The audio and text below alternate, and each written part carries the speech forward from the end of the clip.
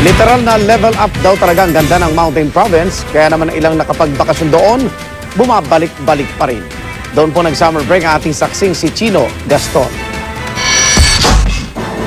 Sa dami na ng lugar sa Pilipinas na napuntahan ni PJ, may isang probinsya na paulit-ulit niyang binabalik-balikan. Sanay na akong sumakay sa taas ng jeep, sa taas ng truck. Meron palang bagong activity, yung paragliding. So maswerte ako, tapos maganda pa yung lipad kasi tumaas kami.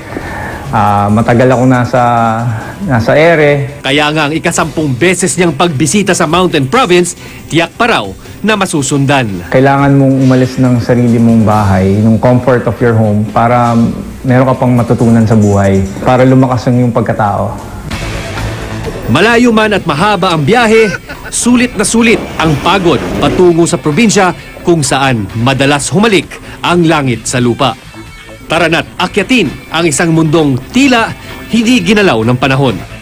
At isa sa mga kakaibang karanasan dito sa Bontoc, ang paragliding. Tara, lipad na! Ganito! Exciting pero nakakatakot at the same time. Cellphone ko, walang parachute.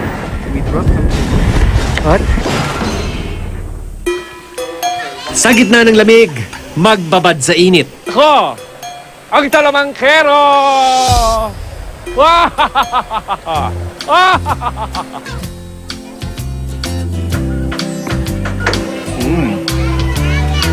Sulfur flavored. Kay raming pampagising sa katawan. Malasa nga. Sa isang lipunang nakaugat sa malalim na kasaysayan. Sa ating pagsa-summer break, kaya tsempo natin yung Langay Festival dito sa Bontoc, kung saan iba't ibang mga village mula sa buong Mountain Province ang nagtatanghal at nagpapakita ng kanilang kultura dito sa sentro. Ang nakaraan at kasulukuyan patuloy na nag-uumpugan. Madulas, mas malamig pa. Ang buhay ay isang mahabang pakikipagsapalaran. May hapunan! Ay, nawala na yung hapunan. Maganda rin ang lugar na ito, di lamang sa mga tanawin, pero para na rin sa gustong magbawas ng timba. Huwag matakot maglakbay. Pauwiin ang pagkauhaw at pananabik na makatagpo ng bago. Oh, kayo naman.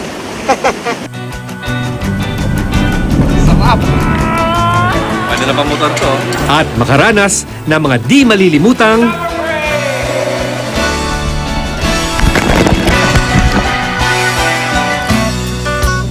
Ako si Chino Gaston, ang inyong saksi.